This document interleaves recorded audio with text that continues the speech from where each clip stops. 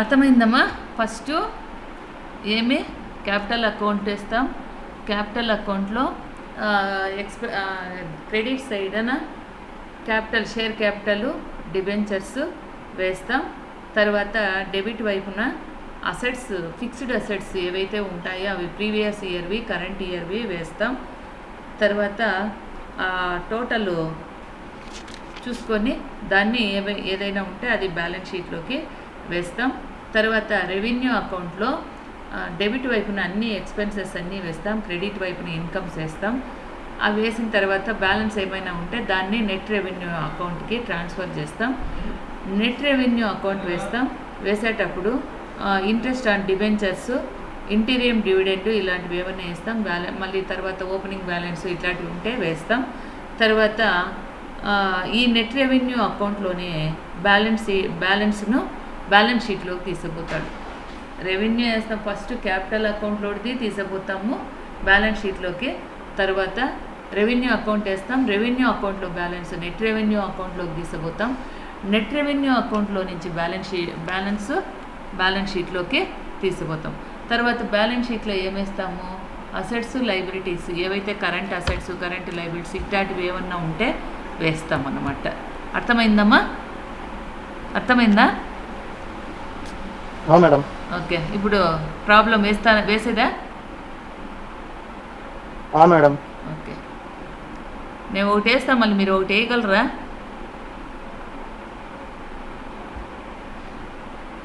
Madam.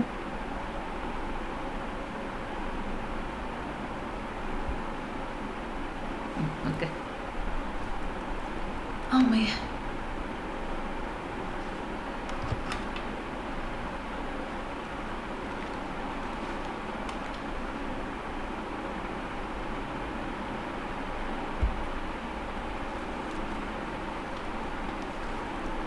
మొట్టమొదటిగా ఏమేస్తామో వాడు అడిగిండేదేమి? Revenue account.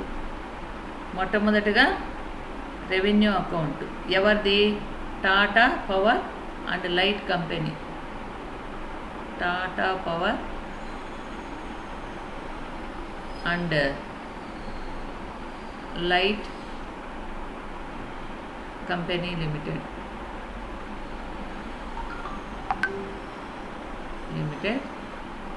Revenue account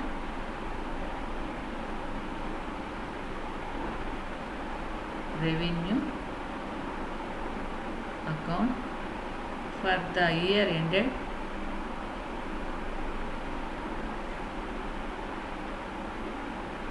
under 31/3/2010.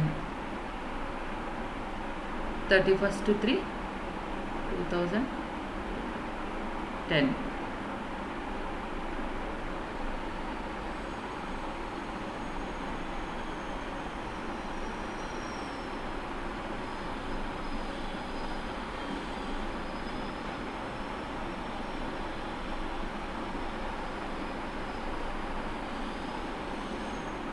దీంట్లో ఏమున్నాయో చూస్తాం, ఎక్కడ వేస్తారో ఏమి.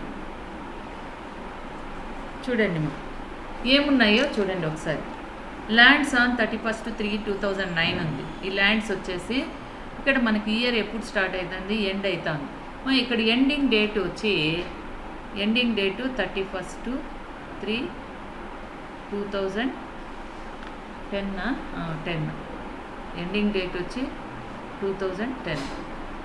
కరెంట్ ఇప్పుడు స్టార్టింగ్ ఇయర్ వచ్చి 1/4/2009 కదా? అవునా కదా? చూడండి ఇక్కడ ఏప్రిల్ 1 స్టార్ట్ అవుతుంది, 31/3 ఎండ్ అవుతుంది. ఓకే, అర్థమైంది అది? కాబట్టి ఇప్పుడు 31/3/2009 అంటే ఇది ఇక్కడ 1/4/2009 అయినా 31/3/2009 అన్నా ఒకటే, అంతే కదా? 31/3/2009 అన్నా 1/4/2009 రెండు ఒకటే. ఓకే, కాబట్టి ఇక్కడ ఉన్నటువంటి అసెట్స్ ఏమవుతాయి?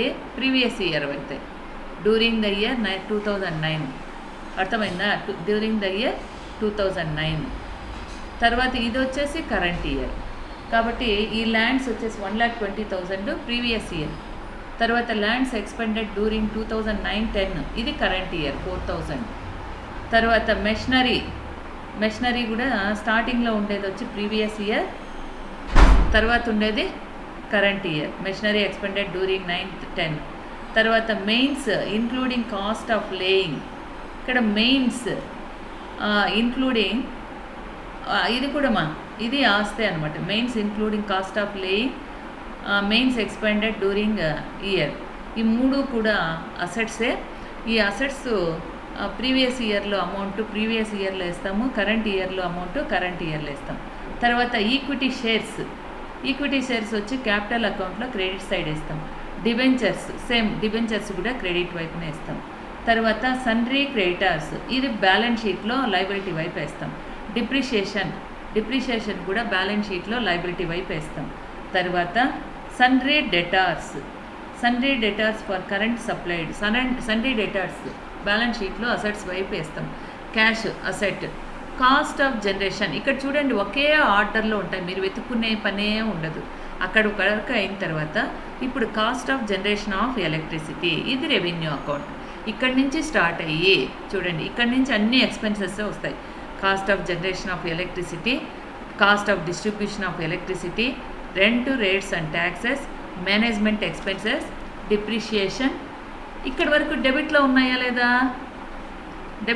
లేదమ్మా? ఉన్నాయి మేడం. కాబట్టి ఈ డెబిట్లో ఉన్నటువంటివి ఇవన్నీ కూడా ఎక్కడ వేస్తామో రెవెన్యూ అకౌంట్లో డెబిట్ సైడ్ వేస్తాం. తర్వాత క్రెడిట్ మారిందా లేదా? Sale of current, rent of meters. మీరు గుడ్డిగా గుర్తుపెట్టుకున్నా కూడా ఈ రెండు క్రెడిట్లోకి పోయినాయంటే ఈ రెండు క్రెడిట్లో రెవెన్యూ అకౌంట్లో క్రెడిట్లో వేయాలి. అర్థమైందా? మామూలుగా డెబిట్ వైపున అన్ని ఖర్చులు ఎక్స్పెన్సెస్ అసెట్స్ ఉంటాయి. ఎక్స్పెన్సెస్ ఎక్కడ వస్తాయి? రెవెన్యూ అకౌంట్లో వస్తాయి. అసెట్స్ ఎక్కడ వస్తాయి? బ్యాలెన్స్ షీట్లో వస్తాయి. ఇంకేమైనా ఉంటే అవి డివిడెండ్ ఇట్లాంటివి ఎక్కడొస్తాయి? నెట్ రెవెన్యూ అకౌంట్లో. డెబిట్ వైపున ఉంటే డెబిట్లోనే వేస్తాం, అమౌంట్ డెబిట్లో ఉంటే. క్రెడిట్లో ఉండేవి ఏమన్నా ఉంటే క్రెడిట్లో వేస్తాం. ఓకే. తర్వాత చూడండి ఇప్పుడు sale of current, rent of meters ఈ రెండు క్రెడిట్లో ఉన్నాయి. ఇన్కమ్ అందులో కూడా. కాబట్టి ఈ రెండింటిని ఏం చేస్తామో క్రెడిట్ వైపున రెవెన్యూ అకౌంట్లో క్రెడిట్ వైపున వేస్తాం. తర్వాత interest on debentures, interim dividend ఈ రెండు ఎక్కడేస్తాము? నెట్ రెవెన్యూ అకౌంట్లో. డెబిట్ వైపున అమౌంట్ ఉంది, డెబిట్లోనే వేస్తాం. తర్వాత net revenue account balance on 31/3/2009. Net revenue account వేసేటప్పుడు ఈ బ్యాలెన్స్ క్రెడిట్లో ఉంది కాబట్టి క్రెడిట్లోనే వేస్తాం. అర్థమైందమ్మా? డెబిట్లో ఉంటే ఎక్కడే వెళ్ళా, క్రెడిట్లో ఉంటే ఎక్కడే వెళ్ళా. అర్థమైందా లేదా?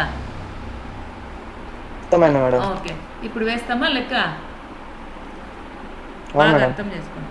ఇప్పుడు ఫస్ట్ మనం ఇక్కడ ఏమి వేయాలా? ఎక్స్పెన్సెస్ కదా.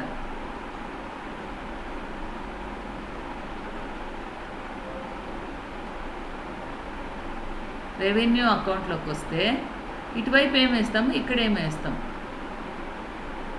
Particulars,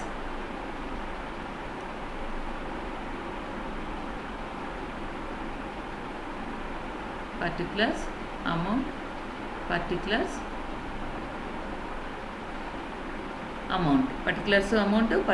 amount. నెక్స్ట్ ఇక్కడికి వస్తే ఎక్స్పెన్సెస్ ఏమున్నాయి చూడండి. ఎక్స్పెన్సెస్ ఏమున్నాయి మీరే చెప్పండి.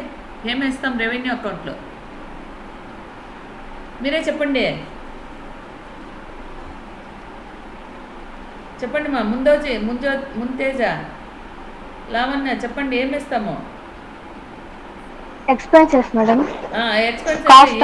Okay. Cost of generation of electricity.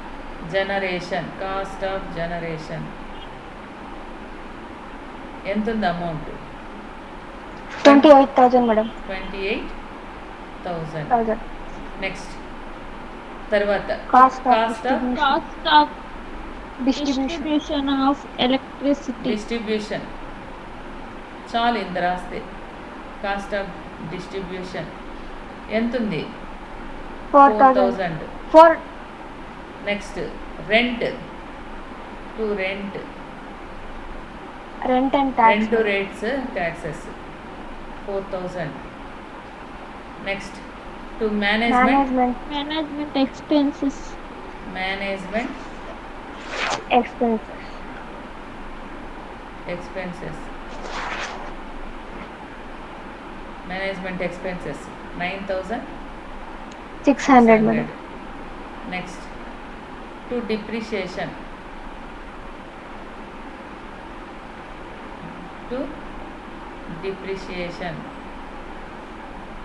ఎంత ఉంది? 16000. ఇంకేమైనా ఉన్నాయమ్మా? లేవా మేడం? లేవు. ఇప్పుడు దాని పక్క కింద ఏమున్నాయి? ఇన్కమ్స్ కదా, కాబట్టి madam. Sale of current 1,04,000. Next by rent of meter rent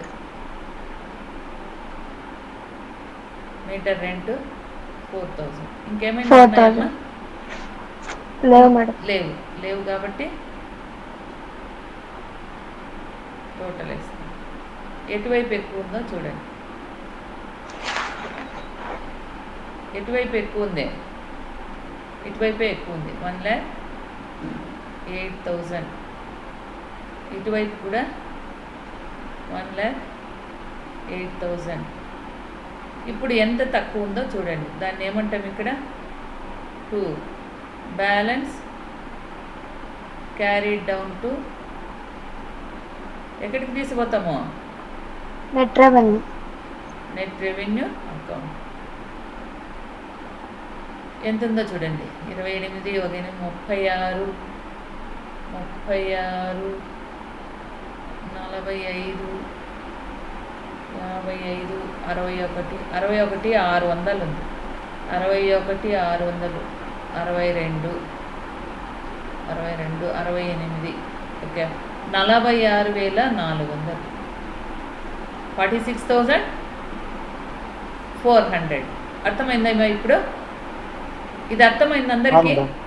next okay, next ఇప్పుడు net revenue account. Net revenue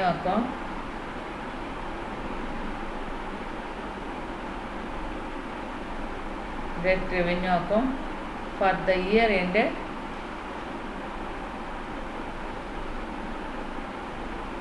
31/3/2010.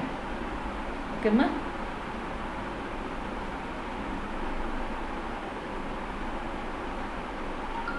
Okay, ఇప్పుడు చూడండి. దీనికి కూడా సేమ్ పర్టికులర్స్,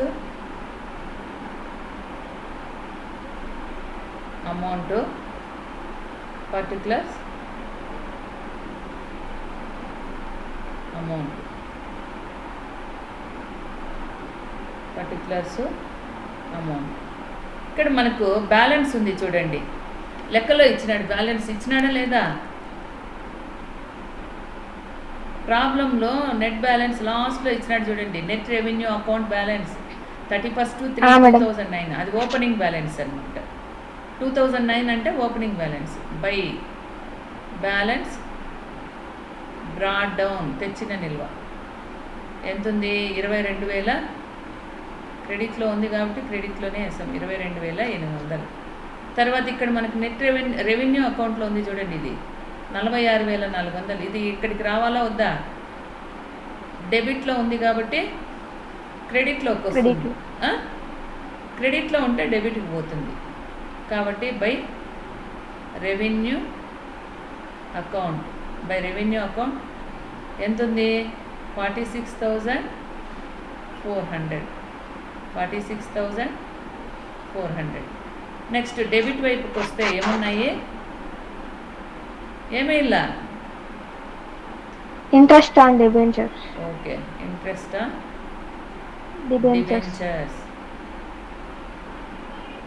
డిబెంచర్స్ ఎంత ఉంది? 8,000 madam. Next to interim dividend.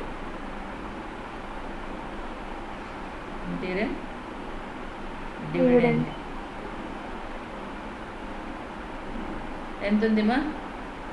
16,000. ఇంకేమైనా ఉందమ్మా? లేవు మేడం. ఎటువైపు ఎక్కువ ఉంది? క్రెడిట్ వైపున ఎక్కువ ఉంది. కూడితే ఎంత వస్తుంది? 8 4 12 8 9 6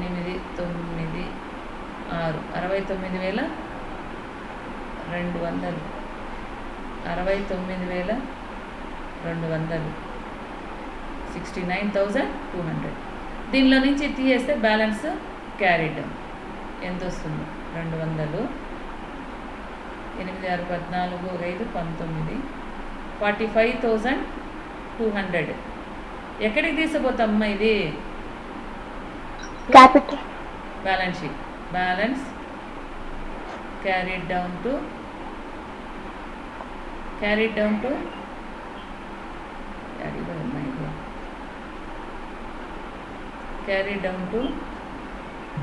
balance sheet.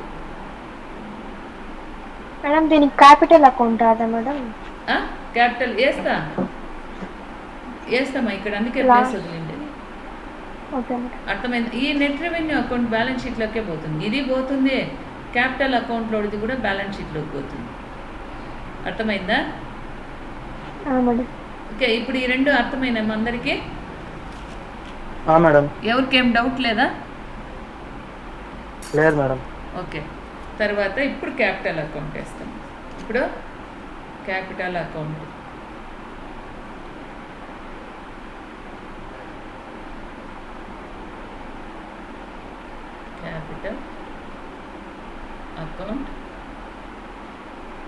For the year ended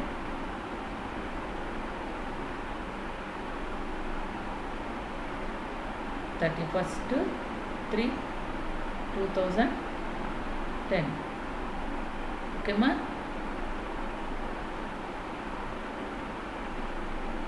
(31/3/2010) అంతా ఇక్కడే పడితే వేసేద్దాం. ఇడే అంతే కదా, అందుకే చిన్నగా వేస్తాం.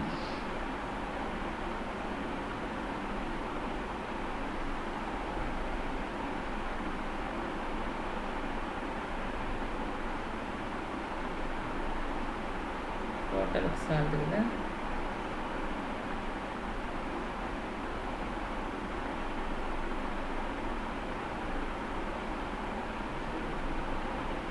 పెద్ద వేరేస్తాం.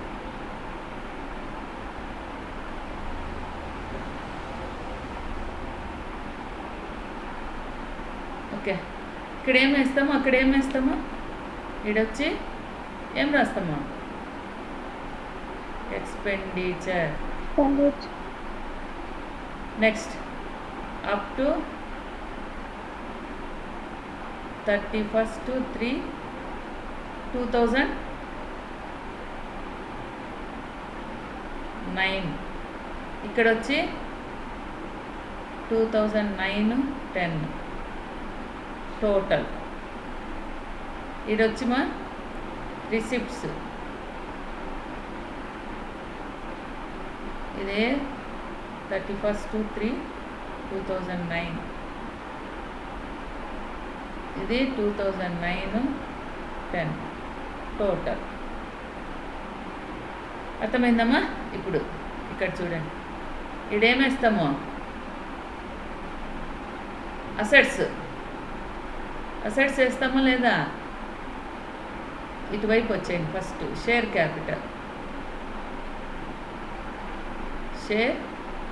క్యాపిటల్ ఎంత ఉందిమా? ఈక్విటీ షేర్స్ ఎంత ఉన్నాయి? Equity shares 4,39,200 madam.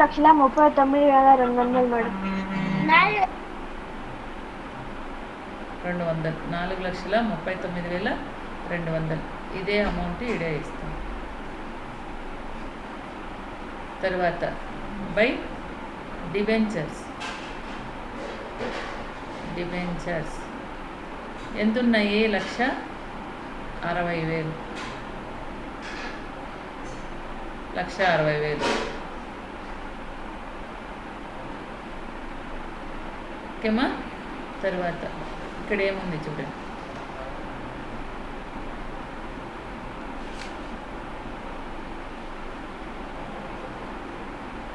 ల్యాండ్స్ ఆస్తులమా ఎంత ఉన్నాయి? టు ల్యాండ్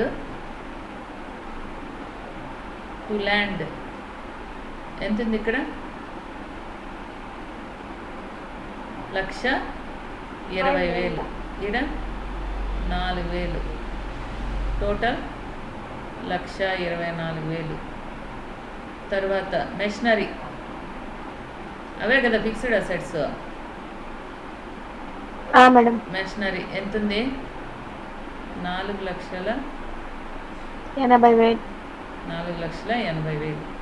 తర్వాత ఇక్కడ 4,000. ఇక్కడ టోటల్ 4,84,000. తర్వాత మెయిన్స్ 1,60,000. ఇక్కడ 40,800. రెండు కూడితే 2,40,800. 2,40,000 2 లక్షలు అంతే కదమ్మా. 1,60,000 ఒక 40,000 2 లక్షలు. 2,08,000. ఇంకేమైనా ఉన్నాయమ్మా? ఇంకేమైనా ఉన్నాయా? హలో, ఏం లేదు మేడం. లేవు. కాబట్టి టోటల్ వేసింది.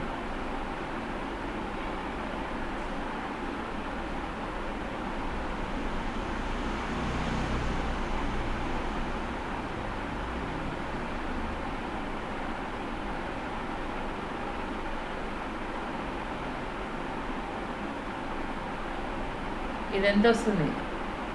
ఈ టోటలు 4, 7, 7 8,08,800. 8,08,800 అంతే కదమ్మా. 8,08,800. తర్వాత ఇది 48,800. ఇది 7,60,000. 7,60,000. నెక్స్ట్ ఇక్కడ వస్తే ఇది ఎంత ఉంది టోటల్? 5,99,200. 5,99,200. ఇది ఇక్కడ లేదు. ఇక్కడ సేమ్ 5,99,200.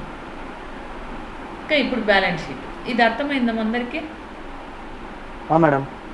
ఇప్పుడు బ్యాలెన్స్ షీట్ మీకు ఈజీగా ఉండడానికి ఈ బ్యాలెన్స్లు ఎత్తపోయి ఆ పక్క ఈ పక్క వేసిస్తే సరిపోతుంది. డెబిట్ వైపున ఉండదే, క్రెడిట్ వైపున వేస్తాం. ఏడా బ్యాలెన్స్ షీట్లో చూడండి, ఈడుంది కదా, ఇది ఎక్స్పెండిచర్. ఇది ఆస్తులు కదమ్మా, ఇది ఆస్తులు కదా. Hello madam. ఈ ఆస్తులు తీసుకుపోయి బ్యాలెన్స్ షీట్లో అసెట్స్ సైడ్ వేస్తాం. ఇవి వచ్చేసి ఇవన్నీ షేర్ క్యాపిటల్ డిబెంచర్స్ వచ్చి లైబిలిటీ వైపు వేస్తాం. అర్థమైందా? మేడం. అప్పుడు ఈక్వల్ అవుతుంది. ఏడే చెప్పేస్తా. Balance sheet as on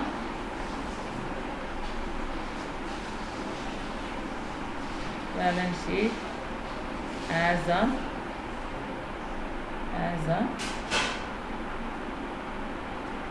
31/3/2010.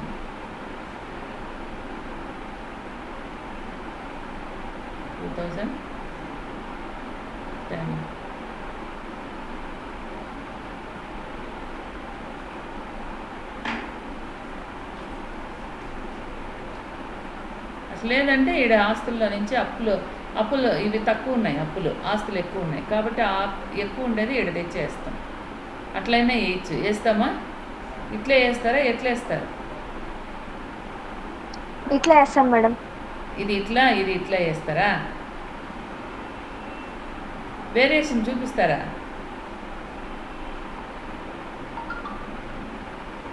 ఎట్లా చేస్తారమ్మా?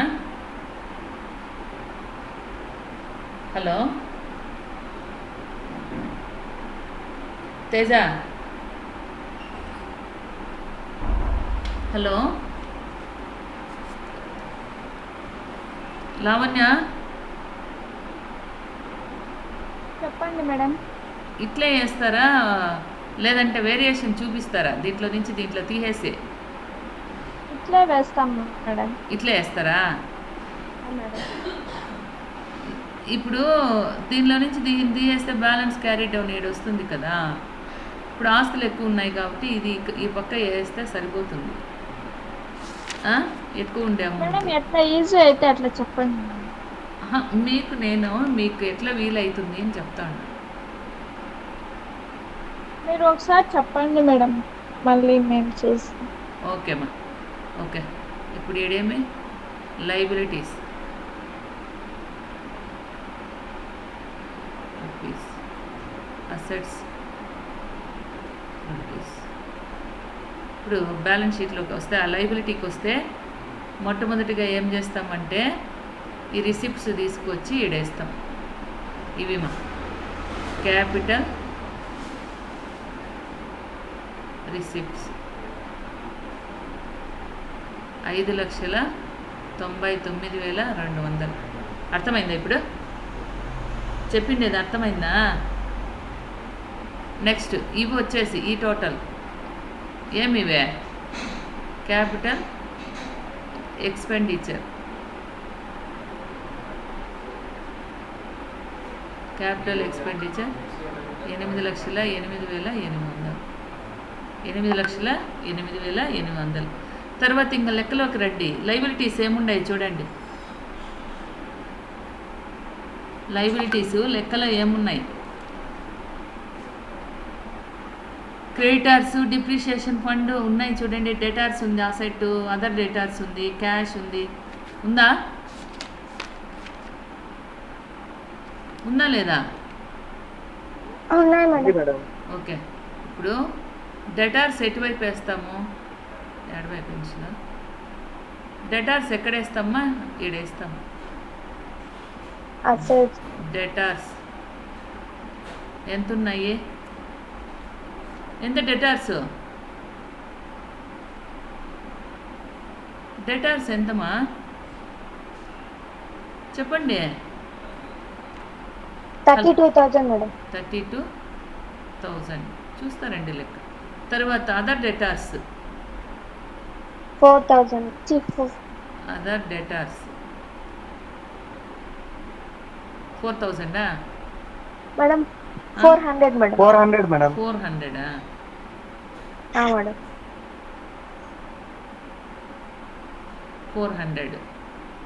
Next cash. క్యాష్ వచ్చి 4,000. ఇంకేమైనా ఉన్నాయమ్మా? అసెట్స్ ఏమైనా ఉన్నాయి? లేవు. ఇప్పుడు ఇక్కడ వస్తే క్రెడిటార్స్ ఎంత?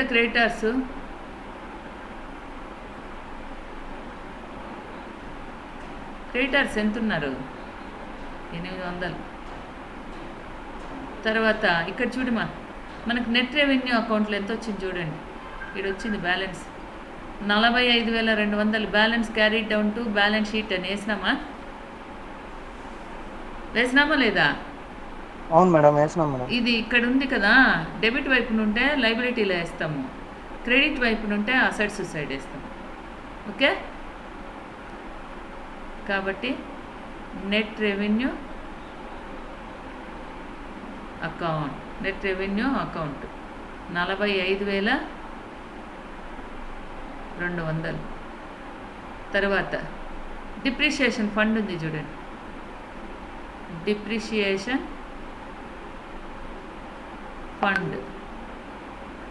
డిప్రిషియేషన్ ఫండ్ ఎంత ఉంది? 2 lakhs. 2 lakhs madam. ఇంకేమైనా ఉన్నాయమ్మా? ఏమన్నా ఉన్నాయా? లేదు మేడం. అన్నీ వేసేసినామా? చూసుకోండి ఒకసారి, మళ్ళా కావాలంటే ఏమన్నా ఉన్నాయేమో. ల్యాండ్ అయిపోయింది, మెషినరీ అయిపోయింది, మెయిన్స్ అయిపోయింది, ఈక్విటీ షేర్స్, డిబెంచరు, క్రెడిటార్స్ అయిపోయింది, depreciation fund, debtors, other debtors, cash, cost of generation, cost of distribution, rent rate, management expenses, depreciation, depreciation,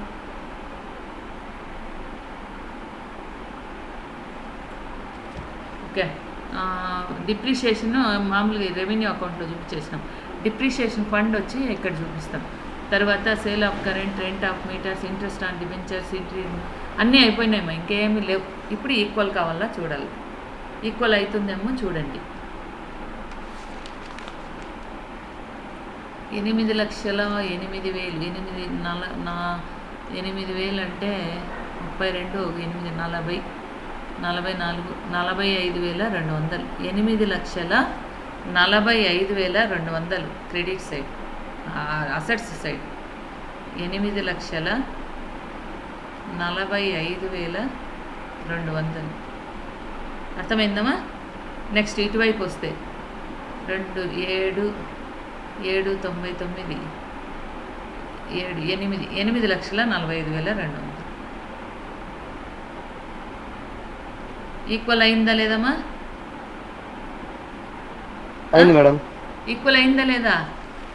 అయింది మేడం. కాబట్టి అర్థమైందా? ఇప్పుడు అర్థమైందా? మేడం అర్థమైంది. ఇంకేం డౌట్ లేదా? లేదు మేడం.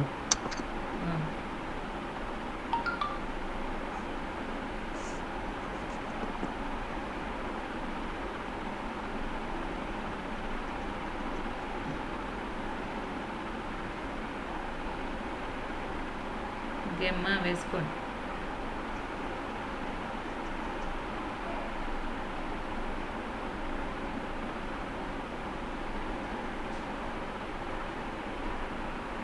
స్క్రీన్ షాట్ తీసుకోండి.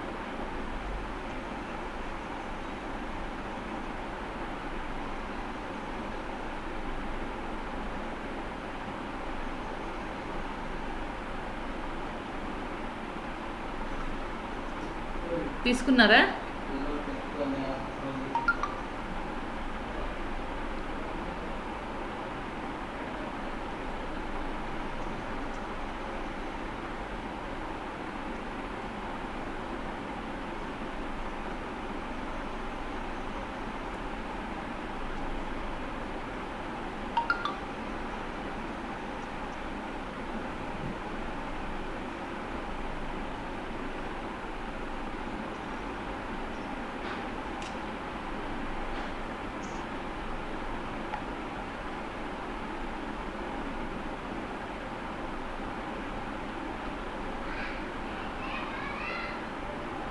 ఇంకేమ్మా ఏం డౌట్ లేదా?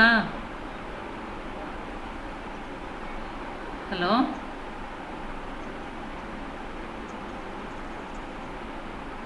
హలో, డౌట్ లేవమ్మా? ఏం లేదు మేడం. ఓకేమ్మా.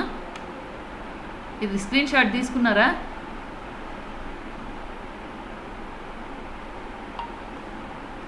స్క్రీన్ షాట్ తీసుకున్నారమ్మా? తీసుకున్నాం మేడం. ఓకే. 14 మెంబర్సా? 14లో 13 ఇంకేం ఎగ్జిట్ అవుతారా?